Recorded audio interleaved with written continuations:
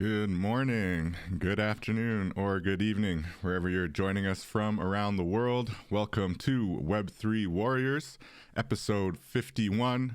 I'm David Krome, go by Krome in the metaverse. I'm your host, and today we're going to be looking at the different blockchains that support NFTs and why it's a good idea to be blockchain agnostic, as we like to call it in the NFT community over on Clubhouse. Shout out to Low Sleazy and Blockchain Gospel. So we did have a guest lined up for this weekend, but unfortunately schedules didn't quite work out. So instead, we're going to take a look at a question that I've been getting from a few people that I've been onboarding into the NFT space, and also a few listeners. And thank you to all of our listeners, but specifically around, how do the different blockchains kind of work? What are the advantages and disadvantages of maybe minting on certain blockchains over others? For the sake of this conversation, I'm thinking we're going to look at like the 4 blockchains that I've collected NFTs on, or specifically that we've collected NFTs on for the Web3 Warriors project. We've been steadily collecting NFTs from the different corners of the metaverse, really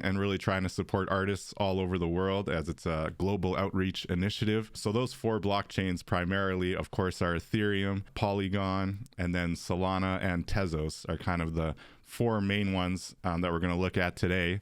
And I'm also going to just briefly touch on a couple others. A big one that's trendy right now is the Bitcoin digital assets that are going pretty crazy right now with the ordinals, where they use a kind of inscription technique that I am not 100% on myself, so I won't be discussing that one too much. But without further ado, maybe we'll jump into the metaverse and show a little bit of our Web3 Warriors collection. As always, if there are any listeners in the lives chat who have a question or maybe aren't clear on something that I'm mentioning as I'm going through these different blockchain options and different NFT options, feel free to chime in. Or if any listeners have a question, you can hit us up at web3warriors@gmail.com. I have been fighting a little bit of a cough, so we'll probably keep this somewhat brief today, but I wanted to make sure that, trying to stay consistent. Episode 51 is a nice little milestone, getting over the hurdle. And I did want to address this issue that I've been getting questions about, which are like the different NFT markets and the different blockchains that support NFTs. So we'll start with, of course, Ethereum, looking at our collection on the Ethereum blockchain with Web3 Warriors. You're going to find a lot of art, of course, a lot of kind of highbrow art, maybe you could say. High dollar trades are a little bit more common on Ethereum as well. Obviously, the ecosystem is arguably the most active, although Solana's been trying to catch up, and Polygon actually has the higher volume compared to Ethereum. So Ethereum is where a lot of people kind of heard about the big explosion in NFTs when Beeple sold his, but really it's the technology, the immutable asset on the blockchain is not that different, on Polygon, on Tezos, on Solana compared to on Ethereum. They're all using kind of smart contracts. They're all basically allowing for the trading of digital assets in a way that is, peer-to-peer, that's very transparent, very accountable, and definitely claiming to be immutable, which is that it will last forever, which has all kinds of amazing implications when you're looking at the provenance and the ability to trace back, artworks to their original inception and their creators. So when it comes to Ethereum, obviously it is kind of the most popular. Another point that I always like to mention with Ethereum is that it has the most interesting kind of active metaverse spaces. Some might say it has the only metaverse spaces, although I've heard, Solana's working on some, and Tezos apparently has one that I haven't been able to visit myself. But yeah, so it has a lot of awesome metaverse spaces that are actually built on the blockchain. So when you're looking at voxels, for example, we have our art space here, which you can find at web3warriors.io. You can sign the guest book and get some free wearables as well if you're interested. But this is in voxels, right? So this is actually, well, this one is not on the blockchain. It's actually just a room on the website that's not owned on the blockchain yet. It's one of the free rooms that they offer, but you can purchase entire lots that are actually built on the blockchain that you will have forever. And then within those lots, you can obviously build like what you see here, what you see on the screen, which is basically a nice art space, a nice room where you can walk around, show off your NFTs. You can also have live streams going in through there. So you could have video game tournaments. You could do all kinds of fun web-based activities basically right in your lot in the metaverse. And what's cool about that is, of course, you can trade the lot, and there's a whole basically real estate market tied in to these metaverse lots that are built on Ethereum. So that applies to Sandbox as well, Decentraland, Somnium Space. I believe Somnium Space actually started supporting Solana as well. I'd have to go double check on how the Solana side of that is going, but definitely Ethereum has the most kind of active and interesting metaverse spaces on that point. So that's another advantage kind of Ethereum as a ecosystem. Doesn't really necessarily impact their NFTs directly, but it's just another advantage of Ethereum. Now, obvious disadvantage of Ethereum is that there are kind of high gas fees, which especially when you're in peak traffic, the gas fees are measured in GWE. So on my web browser, I actually have the Ethereum gas extension, which I definitely recommend. Make sure it's the verified one on Google Chrome or on your Brave browser. But it does gives you the option to tag the gas on the top right corner of your browser, which is very handy if you're an active NFT collector, or even if you're minting NFTs. There's all kinds of reasons you might want to know what the gas fee is. If the GWE is over like 50 GWE, I would say that's relatively high, especially these days. And you can find it for under 25, under 20, sometimes if you're lucky under 10 even, then that's super cheap GWE. And so usually, if you're in 10 to 20 GWE range, I'm thinking in Canadian dollars, but generally I'm looking at around like a $3 per transaction kind of fee on like minting an NFT, for example, or sending an NFT. So that's the low end. On the high end, it can get upwards of $20, $30, $50, $100. Some people are paying thousands of dollars in gas when there's a really high volume and there's a lot of action on the blockchain, but they just really want that NFT. So yes, Ethereum does have fairly high gas fees. It's probably the biggest criticism of the blockchain, especially since it went proof of stake instead of being proof of work. When it was proof of work, there were certain corners like to criticize the environmental impacts of the proof of work blockchain, because it actually requires a lot of energy to mine the blockchain. But now they've switched over to proof of stake. But the gas fees, some people thought it would bring the gas fees down or even eliminate them, which is definitely not the case. I think it's supposed to be standardizing the gas fees over time, but even that hasn't really quite happened. So the big asterisk on Ethereum and its scalability is definitely the gas fees. And part of the solution to that, to our next blockchain, is Polygon, which you could see as a layer 2 to Ethereum. So it's actually built on Ethereum, but its main pitch is that it solves the gas fee problem. And with that pitch, it has actually been fairly successful at getting a lot of big names behind it. A lot of big projects, even NFT projects, have lined up with it. DGods, which is one that was actually started on Solana, is now apparently jumping into Polygon because of its concerns, I guess, about the longevity of Solana. It's an interesting decision, but it's going to reduce the gas fees on the Ethereum side, because I think they were considering going to Ethereum, but they didn't want to introduce gas fees when jumping from Solana, which has very low gas fees as well. That's a questionable decision. But aside from that, there's also Starbucks, which has adopted Polygon. I think I heard Disney just signed on with Polygon as well. So the advantage with Polygon, obviously, because it has very low gas fees, is it does allow for very quick transfer of assets. So it's really good for gaming assets and for things like that. The project, the Unioverse project, is doing a really good job of taking advantage of Polygon assets and being able to basically airdrop Polygon assets to individuals, and then you can trade them and you can claim them and use them to redeem additional digital assets. So Polygon, another good advantage of it, if you're looking at kind of gamified tokens or a lot of exchangeability, being able to trade them without having to pay expensive gas fees all the time, that's an advantage of Polygon. And now there are a lot of other layer 2 Ethereum based blockchains that are also solving for that problem. Arbitrum is another one that is I believe it's considered a roll-up, which is a little bit different. I'm not going to get too technical on this on this podcast, but there are other layer 2s that are trying to solve for the gas fee problem and also still keep the decentralization of Ethereum. So it's a very interesting moving space. The one downside that you see with the Polygon marketplace, unfortunately, is a lot of kind of weaker trading. You just don't have kind of the higher price points on the NFTs, and a lot of the trading in Polygon NFTs, for whatever reason, it's just your average Ethereum collector, for better or worse, seems to look down on the Polygon corner of the NFT space. So there's just kind of like not the demand for Polygon art, if you want to look at it that way. Like, yeah, generally if you're making, high quality art and you want to sell it for a lot of money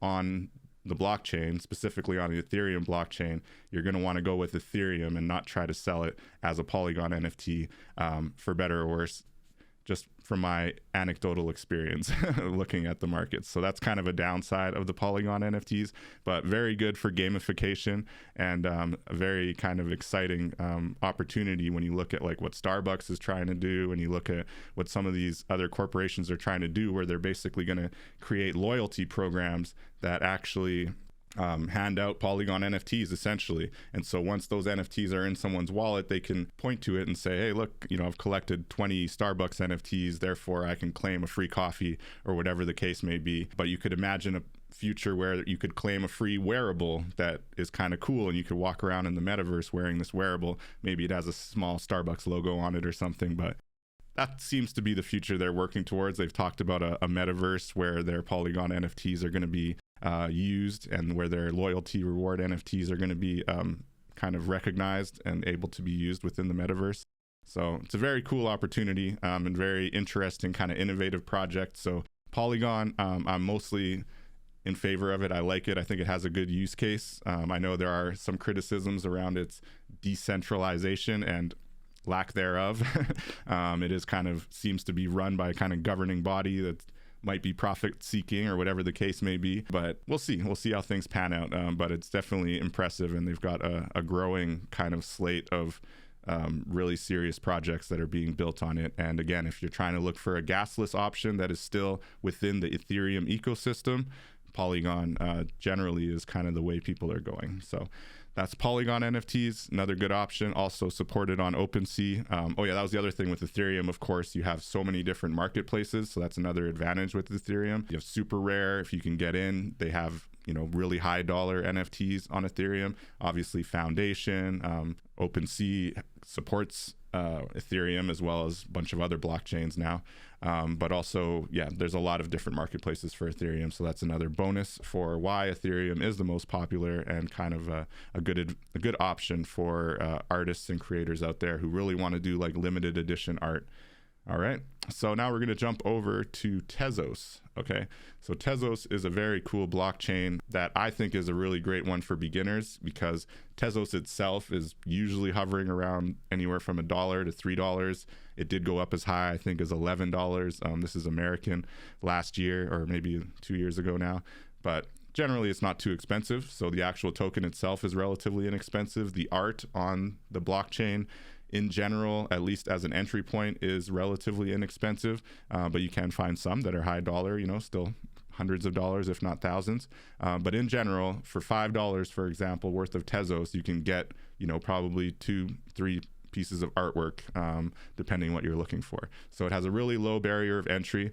It seems, for all intents and purposes, very decentralized from what I can tell. Got a bit of a DeFi community, but I think that the real heart of the Tezos blockchain, frankly, is its Tezos art community and its NFT community, which has always been really impressive since the early days of kind of 2021 when NFTs were blowing up, and Tezos was right there in the conversation. And I've always enjoyed collecting art on Tezos. Yeah, definitely as a devoted marketplace. So you're going to want to go to object.com, which is not spelt the way object is supposed to be spelt. So that's objkt.com.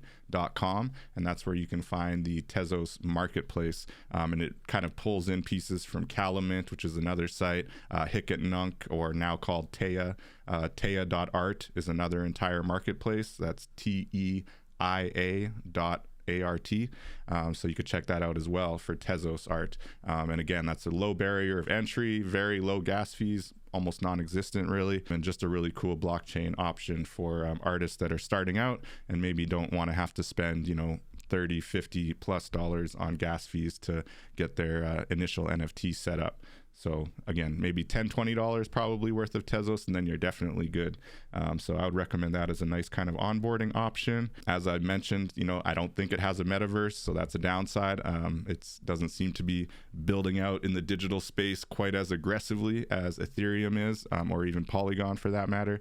But definitely the NFT market is really, really impressive. We've collected some really cool artwork from Tezos artists who went on to jump into Ethereum just in the last 3 to 6 months and have done really well for themselves, which is cool because it ends up impacting the price of their Tezos art as well.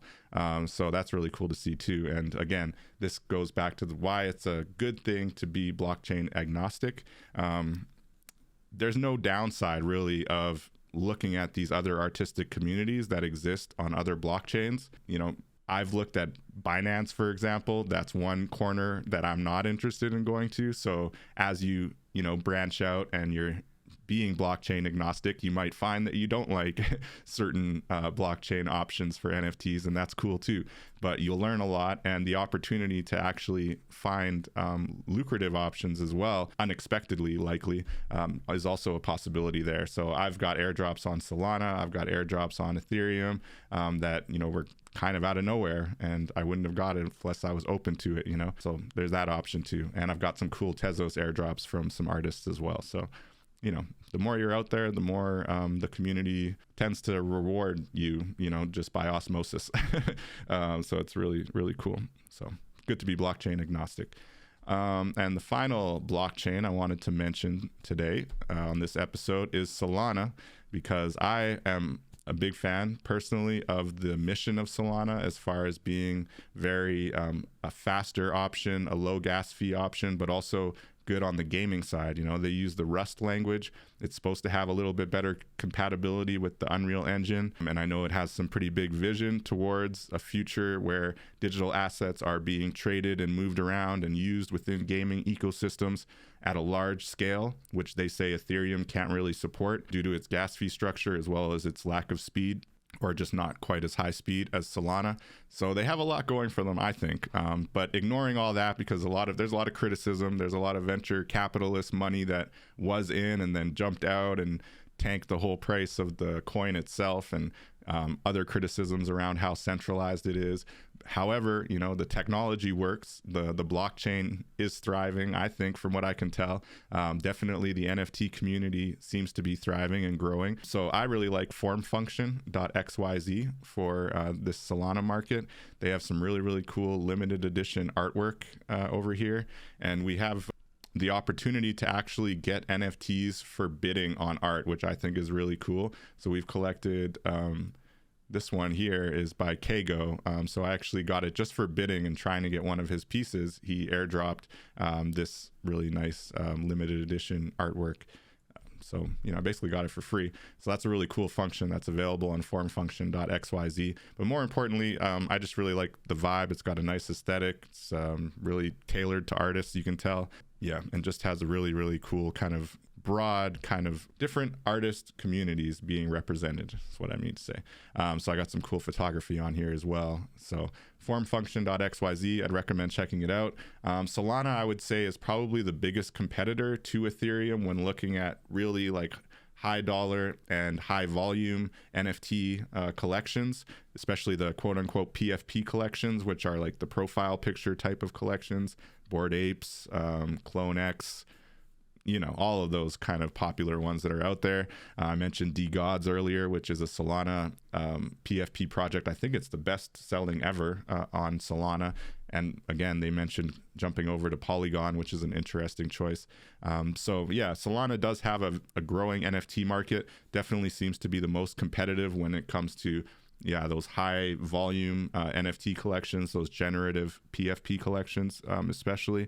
So for those ones, you got to go to magiceden.io, and you'll find kind of that side of their market, of the Solana market, a lot of the PFPs, a lot of the high volume collections. So It's a really interesting competitor to Ethereum. Again, formfunction.xyz. Another downside still, lack of metaverse. I'm going to mention this on these blockchains because I do think the metaverse is just a no-brainer as far as creating the ecosystem, right? So any blockchain, and right now Ethereum seems to be the only one really doing it really well in an impressive way.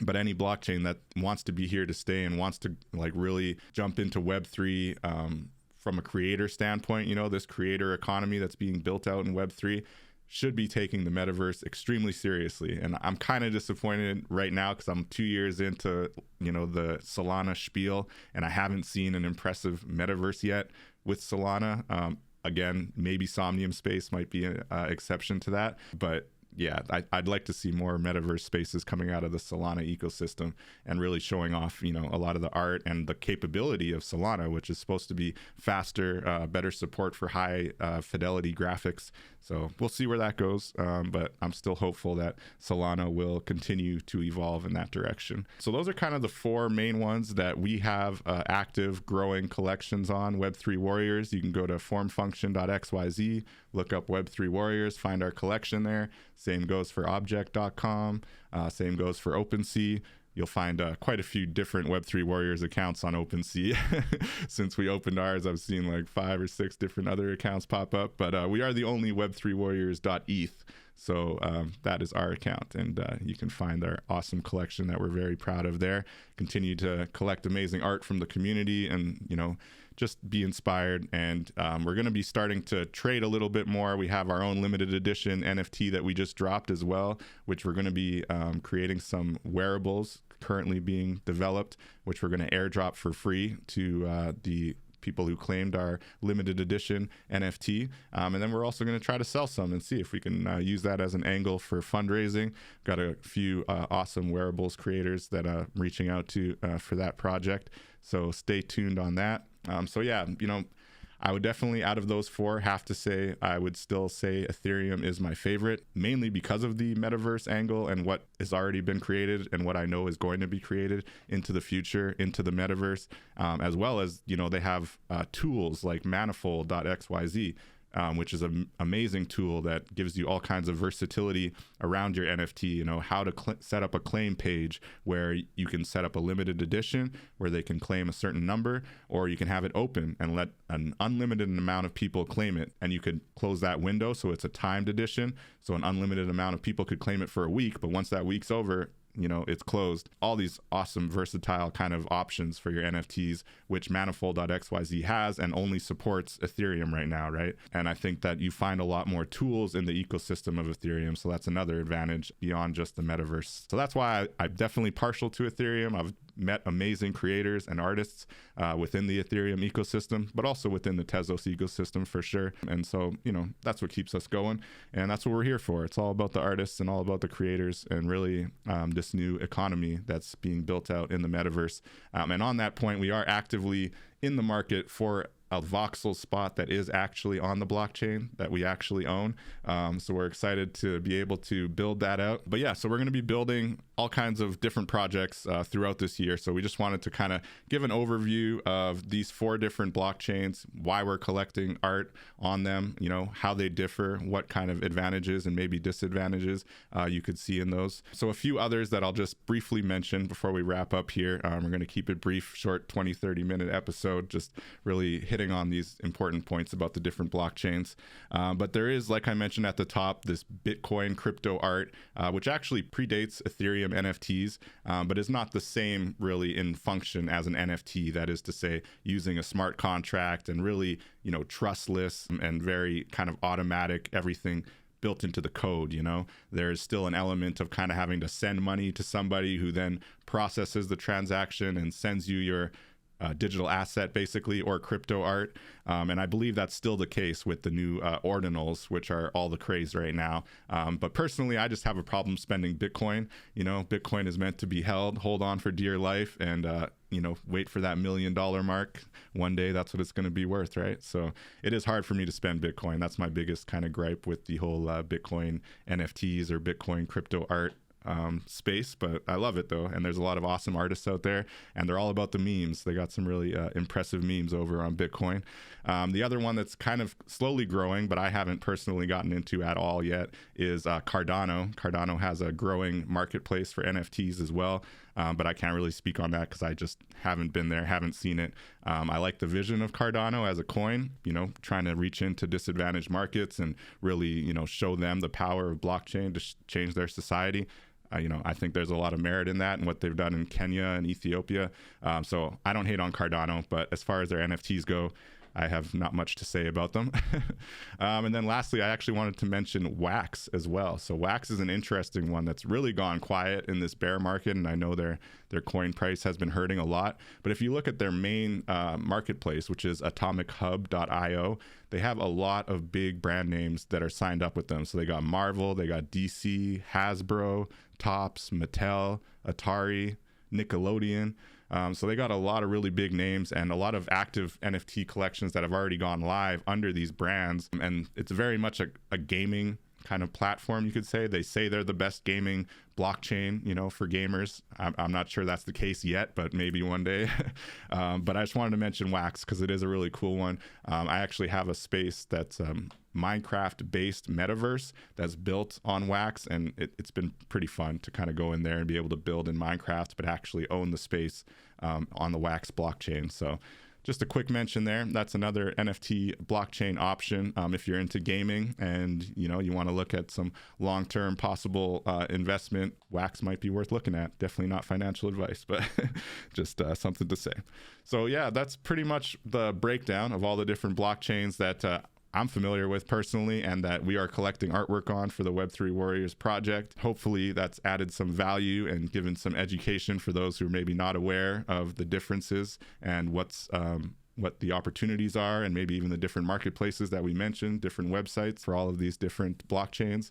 So hopefully that's given a lot of value. And as I mentioned off the top, another important note for why it's good to be blockchain agnostic is that really there's opportunities that you don't expect that can come out. So recently Solana had this their first meme coin, they called it, which was the Bonk coin, right? And I had been collecting random Solana NFTs kind of here and there over the last year and a half, and because I had collected on Magic Eden, I got millions of this Bonk coin that came out, right? And so I didn't expect much of it. I definitely sold most of it early on and made some money that I wouldn't have made otherwise. So that was pretty cool, and I wouldn't have got it if I wasn't open to the Solana blockchain, right? And then that coin actually ended up mooning even more, so I could have made more money on it. But point is, these are the kind of unexpected things that happen in blockchain, and it's really cool. Last year there was the ENS drop. Actually, I guess that was 2021 now, so almost 2 years ago. Just for claiming an ENS, which is the Ethereum name service token, which is anything.eth. So right now we have Web3 Warriors.eth. This would have been for Krome World.eth, which was the first ENS claim that I ever made. They paid out, I think it was a minimum of $5,000 to $10,000 to every single person who claimed an ENS during that year, during their kind of startup when they were just launching. So that was another unexpected gift that you get just for, being active in the community, just for taking part in certain projects. Blur.io has a big airdrop that I believe is going live soon if it hasn't already, which was specifically just rewarding people who had collected NFTs on Ethereum. So that's another example, so that's another reason why it's really good to be blockchain agnostic. It's good to not think that, just Ethereum is worth, that's where all the value is. I don't care about anywhere else. For the sake of learning about the technology and for the sake of potentially opening up other opportunities to, make some money or just find some really cool art, it's definitely a good thing to be blockchain agnostic. So with that, I want to thank everyone who's tuned in. Thank you, everybody. Till next time, we'll catch you in the metaverse. Peace out. Take care.